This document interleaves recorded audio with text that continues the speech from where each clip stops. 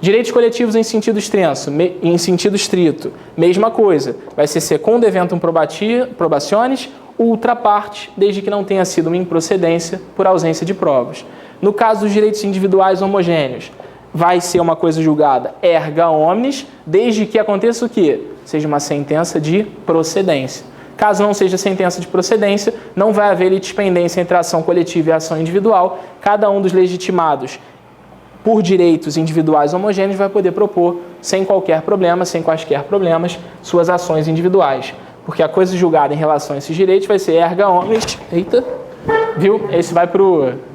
Como é que é? Vídeo cacetado. Não, só escorreguei. Para quem não entendeu, eu escorreguei aqui, gente. É bom que vai pro Faustão, é para ver se vocês estavam atentos. Ainda bem que eu não caí, né? Ia ser pior. O que acontece em relação aos direitos individuais homogêneos? Você tem uma coisa julgada secunda eventum lit. Se for procedência, você produz a eficácia para terceiros. Se não for uma questão de procedência, você não produz aquela coisa julgada. Entenderam? O artigo 16 da Lei da Ação Civil Pública, ele repete esses dispositivos, mas ele traz uma peculiaridade, que é a peculiaridade que eu queria que vocês soubessem. Tudo aquilo que a gente explicou, tudo aquilo que a gente estudou em relação ao artigo 103 do CDC, se aplica à ação civil pública, mas com uma peculiaridade. Na ação civil pública, a eficácia para terceiros da coisa julgada, ela se restringe à jurisdição em que ela é dada, à competência territorial em que ela é dada. Então, você faz uma ação civil pública, por exemplo, na Justiça Federal, abarcada pelo Rio de Janeiro e Espírito Santo. A eficácia para terceiros daquela coisa julgada vai se restringir a quem? As pessoas que se submetam àquela jurisdição, Rio de Janeiro e Espírito Santo. Essa peculiaridade é sempre cobrada em prova, é bom vocês conhecerem. Tudo que a gente estudou se aplica aqui também, mas com essa ressalva, certo? Isso só na ação civil pública do artigo 16. Muita gente discute se esse artigo é constitucional, se ele não estaria criando uma restrição imprópria, mas como não tem uma resposta definida pela presunção de constitucionalidade dessa lei, está lá valendo até hoje. Os próprios membros do Ministério Público criticam essa disposição porque você ia acabar exigindo a necessidade de uma outra ação coletiva desnecessariamente. Mas está lá no artigo 16 da lei da ACP. Sujeito a uma nova decisão que pode ser conflitante, o que geraria um problema, mas é um dispositivo sim criticado. Como eu falei para vocês, eu ia fazer o link com aquilo que a gente começou como elementos da ação. Voltando lá para as partes que a gente estava falando, a primeira coisa que a gente tinha que ter visto era a definição da coisa julgada. A gente viu, a gente acabou de ver, tanto os limites objetivos quanto os limites subjetivos da coisa julgada. Só que lá no início eu falei para vocês que o conceito de partes da demanda, autor e réu, importaria também para você verificar se aconteceria ou não uma litispendência e uma coisa julgada. É isso que a gente vai ver agora. Quando é que você sabe que acontece uma litispendência e uma coisa julgada? Tanto a litispendência quanto a coisa julgada, elas são discutidas, são tratadas lá no artigo 301 do CPC, que trata das objeções processuais, ou também conhecidas como preliminares de mérito. Essas preliminares, elas têm uma série de incisos, a gente vai estudar alguns desses incisos daqui a pouco, mas dentro desse artigo 301, o parágrafo 1º começa a conceituar o que é uma litispendência. Litispendência, ou coisa julgada, elas têm como sinônimo a característica de repetição de demandas idênticas. Quando você repete uma outra demanda que já foi ajuizada anteriormente, você tem a indução de uma litispendência ou de uma coisa julgada. Mas o que seria uma demanda idêntica? O que significa ter uma demanda idêntica? O parágrafo 2º define que demanda idêntica é aquela que tem os mesmos elementos da ação coincidentes. Mesmas partes, mesmos pedidos, mesma causa de pedir. Parte do quê? Da demanda do processo. Parte da demanda, autor e réu. Não é necessário que você tenha partes do processo iguais para que você tenha uma identidade de ações. Essa disposição do parágrafo 2º pode aparecer na prova de vocês como uma pergunta arguindo o nome dessa teoria. Qual é a teoria que define a indução da litispendência da coisa julgada? É a teoria da tríplice identidade. Tríplice identidade por quê? Mesmas partes, mesmo pedido, mesma causa de pedir. O parágrafo 3º diferencia, já que ele se dispôs até agora, os parágrafos do artigo 301 se dispuseram até agora a trazer as semelhanças entre coisa julgada e litispendência, o parágrafo 3º cuida da diferença. Você tem litispendência quando você produz uma ação idêntica a outra que ainda está em curso, e você tem coisa julgada quando você produz uma demanda idêntica que já está agasalhada, já está abarcada por uma sentença, por uma decisão judicial de mérito, ou, ainda que sem mérito, é uma decisão que já foi proferida pelo órgão jurisdicional. Litispendência e coisa julgada é fácil de visualizar, mas são efeitos que são possibilitados a partir do momento em que você reconhece a diferença entre parte da demanda e parte do processo. Com isso, a gente já pode passar para a segunda parte da nossa aula, que é trazer algumas dessas preliminares de mérito do artigo 301 e, com base nelas, a gente discutir algumas questões atuais, algumas questões relevantes que podem aparecer na prova. Dessas hipóteses do artigo 301, eu selecionei algumas, selecionei 4 aqui para a gente trabalhar e aprofundar a partir de agora. Incompetência absoluta, inépcia da inicial, convenção de arbitragem e carência de ação. A gente vai aprofundar esses 4 temas a partir de agora, começando pela questão da inépcia da petição inicial. A inépcia da inicial, sem maiores dificuldades, está tanto no 282 quanto no 283 do CPC, tem lá requisitos formais para que você efetivamente proponha uma demanda, exerça o seu direito de ação. Você vai, por exemplo, requerer a citação do réu, você vai expor o seu valor da causa, e caso você não faça isso, o que vai acontecer? Aquela demanda vai ser considerada inepta, você vai obstar a prestação jurisdicional por não ter cumprido os requisitos formais dessa demanda. Claro, o 283 sempre tem que ser pensado junto do 282, porque por mais que aqui só se mencione os requisitos da inicial, o 283 também exige que você comprove tudo que você está querendo provar. Todos os documentos indispensáveis à propositura dessa demanda também vão fazer parte dos requisitos da inicial. Então, se cair uma prova discursiva perguntando quais são os requisitos, tenho certeza absoluta que vocês vão lembrar do 282, mas não pode esquecer do 283 também, que é menorzinho, mas é tão importante quanto. O 284, por sua vez, ele traz o efeito da ocorrência de uma inépcia da petição inicial. Se o autor que efetivamente apresentou aquela petição inicial não cumprir quaisquer dos requisitos do 282 e do 283, qual é o efeito que o juiz vai fazer de imediato? Será que ele vai indeferir e, por se tratar de uma preliminar de mérito, extinguir aquele processo sem resolução de mérito? Antes de fazer isso, o que ele vai fazer? Ele vai determinar que o autor emende a inicial. Nesse prazo de 10 dias, o autor vai emendar essa inicial. Esse prazo, inclusive, se modifica no novo CPC. Esse prazo se modifica. Eu fiz legal aqui na câmera porque o Saulo apareceu. Ele quer aparecer no vídeo também, ele quer interagir. Sério mesmo? Sério mesmo. Deixa eu só acabar isso, Saulo, calma aí. Esse prazo de 10 dias da emenda inicial, ele vai se modificar no novo CPC, mas por enquanto, qual que vocês têm que lembrar? 10 dias para emendar a inicial.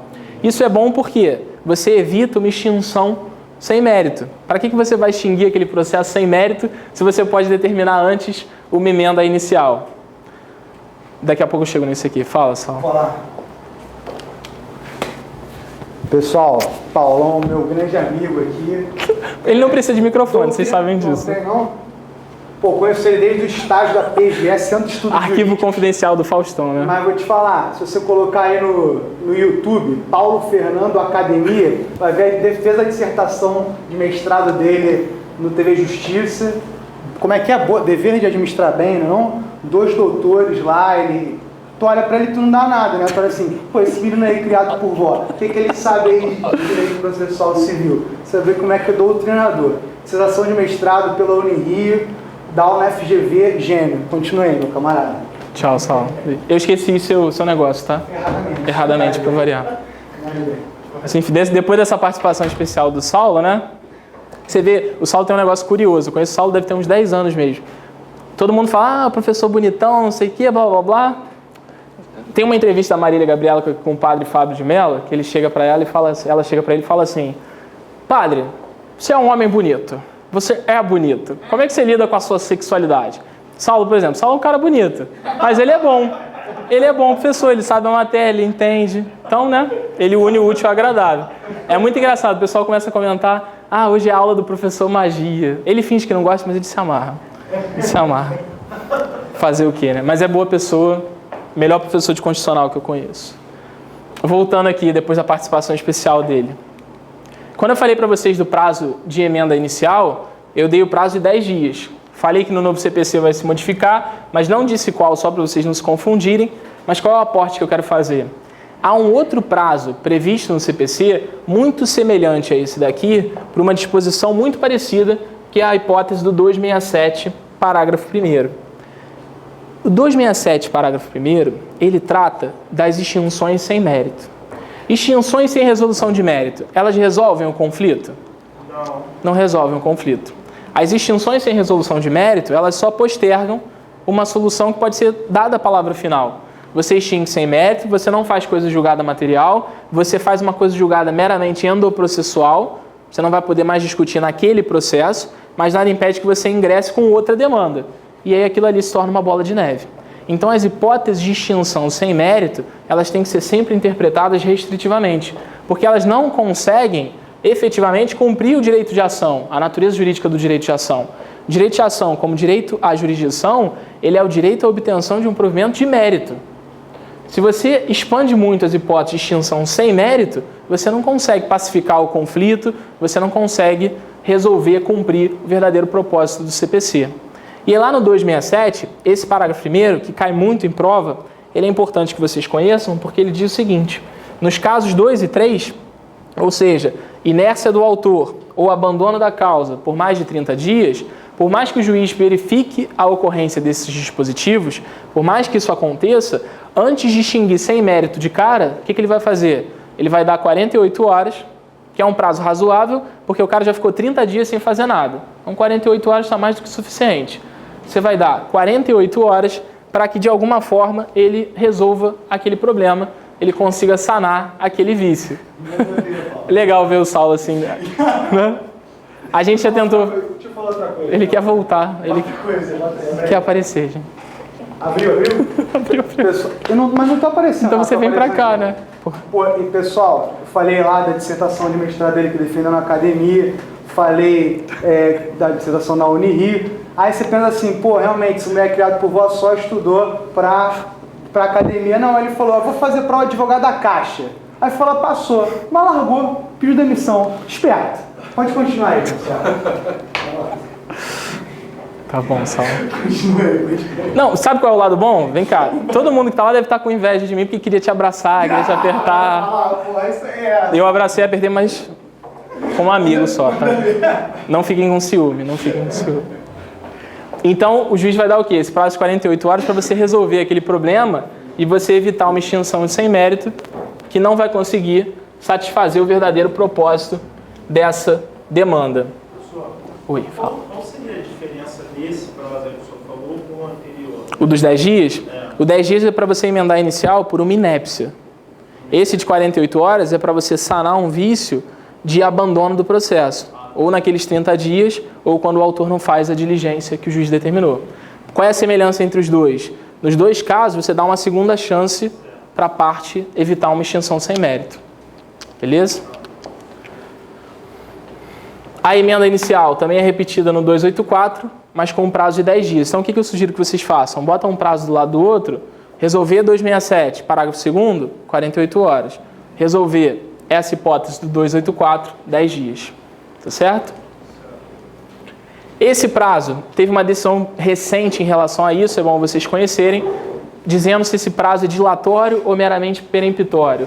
Esse prazo de 10 dias, ele pode ser modificado pelas partes? Ele pode ser expandido? Você pode conferir um elastério maior em relação a ele? Decisão recente do STJ disse que esse prazo, para que o autor emende a petição inicial, é um prazo meramente dilatório. Pode ser que o juiz confira um prazo maior. Mais uma vez, voltando naquela ideia, quanto menos extinções sem resolução de mérito você tiver, melhor para você conseguir pacificar aquele conflito. Isso aqui pode aparecer na prova por ser uma decisão recente do Superior Tribunal de Justiça. Professor, mas se o juiz determinar que essa emenda seja feita sob pena de extinção, ele ainda assim, após esse prazo, vai ser dilatório também? Então, vai ter aquele prazo, ele vai poder dizer um prazo maior do que 10 dias. Mas se naquele prazo de 15, por exemplo, o autor não satisfizer o que o juiz determinou, aí é extinção mesmo. Ou por uma preliminar do 301 de inépcia da ação, ou naquele caso que a gente viu do 267, extinção sem mérito mesmo, por violação do inciso 2 e 3 do 267. Você dá uma chance, mas também não vai dar chance para sempre. Uma hora o processo tem que acabar. E esse de 48 horas também dilatório? Em relação a ele, não tem decisão. Mas como é um prazo curto, talvez você possa entender pelas mesmas razões do outro que ele poderia ser dilatório. Mas como não tem uma posição firmada... Bom, o 319 do novo CPC, eu queria só fazer um aporte rápido com vocês em relação aos requisitos da inicial. Esses requisitos que a gente viu aqui, do 282 e do 283, eles vão se repetir no novo CPC. Só que há uma pergunta aqui, há uma novidade, que é bom vocês já começarem a conhecer em relação a um novo requisito da petição inicial trazido pelo novo CPC. Primeiro, você determinar a obrigatoriedade de incluir o CPF. Razoável você botar o CPF da pessoa, até mesmo para você facilitar no curso do processo a expedição de um mandado, a expedição de uma busca e apreensão, você requerer informações sobre o réu na hora de executar ou cumprir aquela sentença. É bom que você inclua essas informações, tanto o CPF quanto o CNPJ. Mas a principal novidade do novo CPC em relação aos requisitos da inicial é a determinação de que você, antes de citar o réu para contestar, você intime o réu para ele participar de uma audiência de mediação ou de conciliação. Acho que vocês já estudaram alguma coisa de mediação e de conciliação. Antes do novo CPC, você tinha uma resolução do CNJ, uma resolução 125, que exigia como realização primária, primordial do que a prolatação de uma sentença, a tentativa de conciliação e mediação. Antes de dar uma sentença, antes de dar um provimento jurisdicional, você tinha que tentar antes resolver aquele conflito de uma forma amigável. O Saulo ainda está ali, porque ele gosta muito, né? O Saulo não vai me deixar mentir, a resolução do CNJ, por mais que você entenda que o CNJ tem uma normatividade primária, ele pode expedir ali um poder autônomo, pode tirar seu fundamento direto na Constituição, é uma resolução. E era uma resolução que exigia a impositividade de uma mediação e de uma arbitragem. Com o novo CPC, essa discussão sobre a pouca força da resolução 125 vai acabar, porque no novo CPC, hoje a mediação e a arbitragem e a conciliação são regras e devem acontecer antes da contestação. Você vai intimar o cara para comparecer no dia da audiência, para que lá ele diga se quer ou não quer mediar ou conciliar, para que aí sim você abra o prazo para que ele resolva contestar. Direitos autorais, né? Globo não permite. Para que você efetivamente diga se você quer mediar ou conciliar ou arbitrar, e se você não quiser, 15 dias para contestar. Só para vocês já começarem a se contextualizar em relação a isso. O novo CPC, lá no artigo 319, fala isso que eu acabei de falar para vocês, e ele também começa a normatizar, a positivar uma regra que você já tinha no CPC de 73, que era um princípio da aproveitabilidade dos atos processuais. Aquela ideia de instrumentalidade das formas, se você tem um ato que produz os seus efeitos, mas não é absolutamente nulo, você tem como validar aquele ato desde que ele consiga satisfazer a pretensão dele. Tudo aquilo que o CPC de 73 já trazia, o novo CPC repete, dando essa chance de você cada vez mais tentar dar uma efetividade, uma eficiência para a tutela jurisdicional, tá certo? Voltamos lá para o artigo 301. A gente acabou de falar da inépcia da petição inicial, a gente vai falar agora a respeito da carência de ação. Carência de ação, todo mundo já sabe essa também, e ela é muito confundida usualmente com os elementos da ação. Elemento da ação, ninguém mais vai se esquecer, parte, pedido, causa de pedir. Só que as condições para o regular exercício do direito de ação são outras que ninguém discute, ninguém confunde, mas geralmente eles adoram botar numa questão fácil de processo civil, confundir os conceitos. Mas ninguém aqui na altura do campeonato de uma revisão de véspera vai confundir elemento de ação com condição da ação.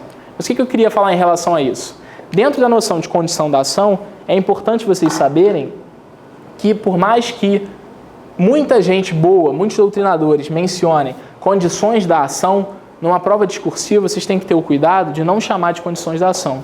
O verdadeiro nome que você tem que dar para isso é... Você ia falar?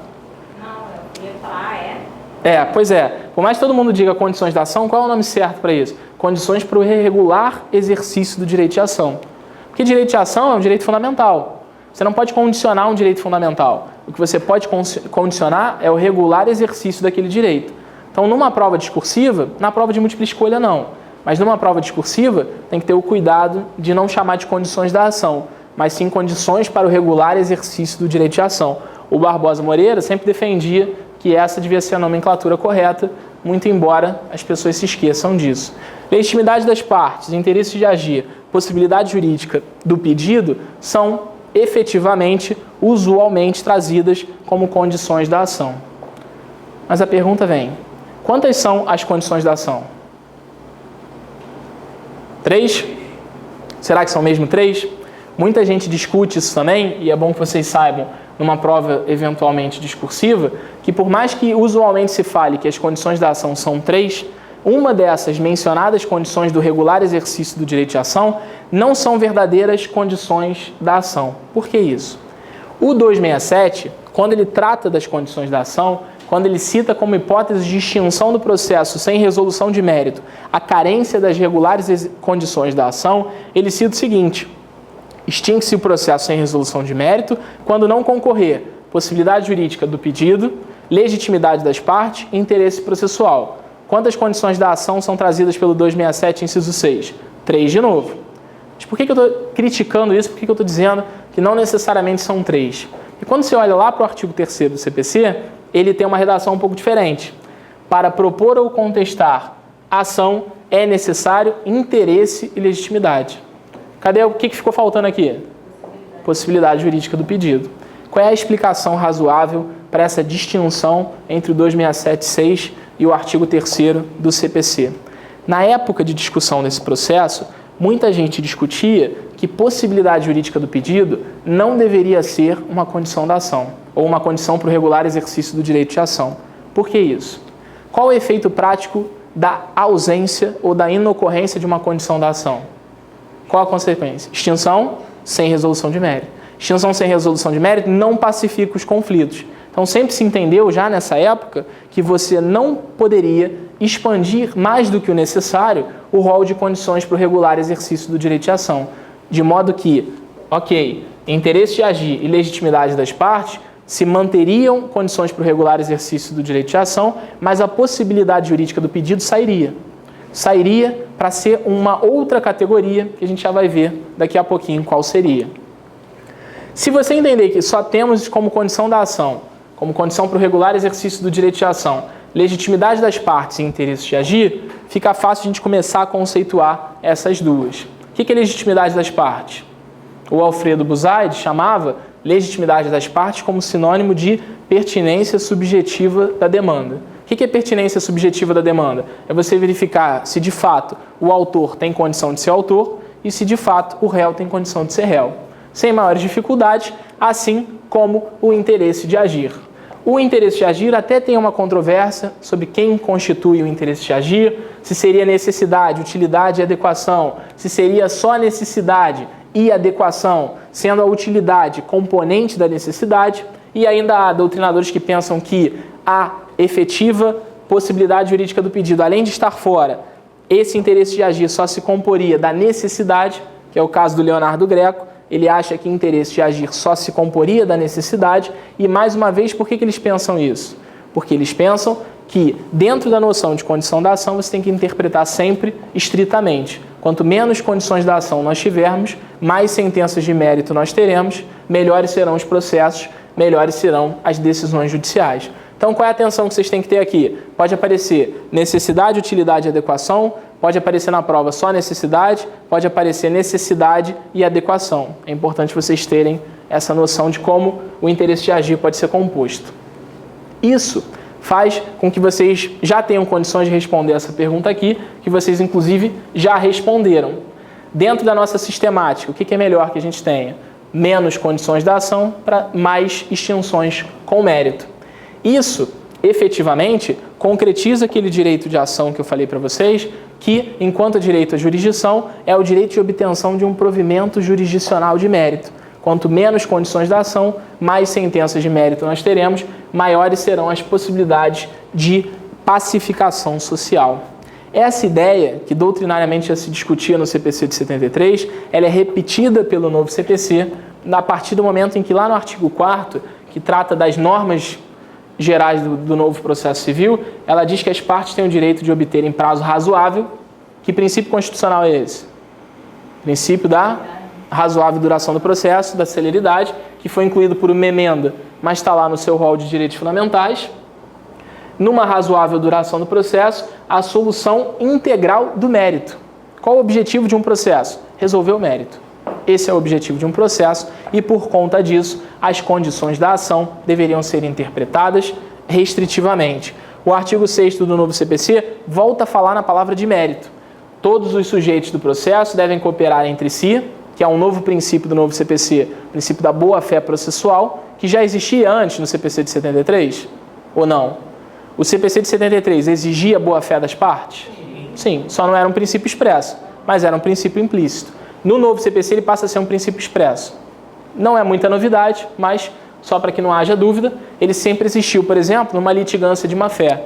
Quando você condena alguém a uma multa por exercício de uma litigância de má-fé, o que você está fazendo ali? Punindo a ausência de boa-fé objetiva da parte que litigou de má-fé. O novo CPC expressamente traz esse princípio, de novo, o que ele fala? Temos como direito a decisão de mérito justa e efetiva. Mais uma vez, decisão de mérito. Então, se as condições da ação, do regular exercício do direito de ação, seriam apenas legitimidade das partes e interesse de agir, o que a possibilidade jurídica do pedido seria? Onde é que eu enquadraria a possibilidade jurídica do pedido? Qual seria a natureza jurídica da ausência de possibilidade jurídica do pedido? Para que vocês visualizem isso e me deem a resposta, trouxe esse caso aqui. Acho que está pequeno na tela, mas vocês daqui sabem me dizer o que é. O que é isso? O jogo do bicho. Dentro do jogo do bicho, vocês sabem que o jogo do bicho é um jogo lá, uma contravenção, não pode acontecer, mas o fato é que as pessoas jogam. Então, vamos imaginar uma situação em que alguém ganhou no jogo do bicho. Na hora que ele foi lá pegar o prêmio, a pessoa não quis pagar. Isso não acontece porque dizem que o jogo do bicho é um jogo sério e tal, não tem problema, a pessoa ganha, paga, é o jogo mais honesto que tem. Não sei porque eu não jogo, mas o fato é que o cara ganhou o jogo e não recebeu o prêmio. Por que eu estou falando isso para vocês? Antes de dar a resposta. Adiantei ali, mas já escondi. Essa obrigação de pagar essa dívida do jogo do bicho, em direito civil, qual é o conceito que ela tem? Uma obrigação?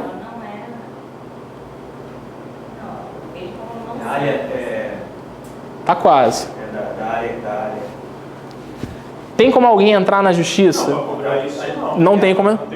Perfeito. Não tem como você cobrar judicialmente essa dívida do jogo do bicho, porque essa dívida do jogo do bicho é uma obrigação chamada de natural. É uma obrigação natural que lá no artigo 814 traz a seguinte disposição: as dívidas de jogo ou aposta não obrigam ao pagamento. Mas claro, se o cara pagou, ele não vai poder repetir aquele indébito. Mas, em tese, você não pode ingressar judicialmente para cobrar aquilo ali. Isso é o conceito de obrigação natural. Aí volta a pergunta. O cara que não recebeu o prêmio que ele ganhou do jogo do bicho, ele não vai poder processar. Quando alguém não pode processar, qual é a condição da ação em tese que ele não teria? Ele não teria a possibilidade jurídica do pedido, porque o conceito de possibilidade jurídica do pedido é você tentar demandar em juízo pretensões não vedadas pelo ordenamento jurídico. O artigo 814 veda a cobrança de dívida de jogo, por ser uma obrigação natural. Então, em tese, quando o cara ingressasse em juízo para cobrar uma dívida de jogo, o que deveria acontecer se você lesse só a letra fria do código? Extinção sem mérito, por ausência de condição para o regular exercício da ação, qual seja? Possibilidade jurídica do pedido. Com base em tudo que a gente viu até aqui, isso concretizaria a natureza jurídica do direito de ação? O que ia acontecer se o juiz extinguisse essa demanda? Pensa num cara teimoso. O que ele ia fazer depois? Ia entrar de novo. Por 3 vezes ele ia poder entrar de novo. Em todas ele ia ganhar o quê? Uma extinção sem mérito por carência de ação. Mas se você entender que essa daqui é uma condição da ação, você permitiria, por ter uma eficácia meramente endoprocessual de coisa julgada formal, ele entraria de novo pleiteando a mesma dívida de jogo. Isso é bom ou ruim? Isso é muito ruim. Você já tem um judiciário assoberbado, cheio de processos, e ter processos desnecessários, esse aqui ninguém duvida que é desnecessário, ter processos desnecessários faz com que os juízes não tenham tempo para se dedicar a processos bons, processos que efetivamente demandem uma atuação cognitiva maior. Qual seria, nesse caso, então, a melhor solução para essa demanda? Extinguir sem resolução de mérito ou fazer o quê? Julgar o quê? Improcedente. Perfeito. Como é teu nome? Eu não te perguntei. A Letícia falou que, nesse caso aqui, o que devia acontecer? Ao invés de extinguir sem mérito, por ausência de condição da ação, você deveria julgar improcedente aquela demanda que pleiteia uma dívida de jogo, que é uma obrigação natural. Por que eu disse isso tudo para vocês? Qual é a verdadeira interpretação que você tem que ter das condições da ação? Você tem que entender que as condições da ação, além de ter que ser interpretadas restritamente, especificamente, elas podem ser enxergadas para deslocar a possibilidade jurídica do pedido para uma questão de mérito e não para uma questão sem mérito. Qual seria a melhor decisão judicial aqui? Reconhecer não a aplicação do 267, inciso 6, mas sim reconhecer uma improcedência daquele pedido. Que faria o quê? Faria uma coisa julgada material, a improcedência faria uma coisa julgada material, vai ser uma coisa julgada endoprocessual, que vai impedir que o cara discuta aquilo ali. Mas também vai ser uma coisa julgada, ou você chama de panprocessual ou exoprocessual. O que isso significa? Uma coisa julgada fora daquele processo, que vai impedir que aquela pessoa ingresse com novas demandas sobre a mesma matéria que já foi julgada improcedente. Então, se cair numa questão algo do tipo, é bom vocês terem essa noção de que a possibilidade jurídica do pedido deve ser interpretada não mais como uma condição da ação, mas claro, se cair numa prova de múltipla escolha, está lá a condição da ação, não precisa saber que é condição para o regular exercício do direito de ação e também não precisa saber toda essa discussão sobre possibilidade jurídica do pedido. Múltipla escolha, discursiva, é bom mostrar que vocês sabem. Beleza?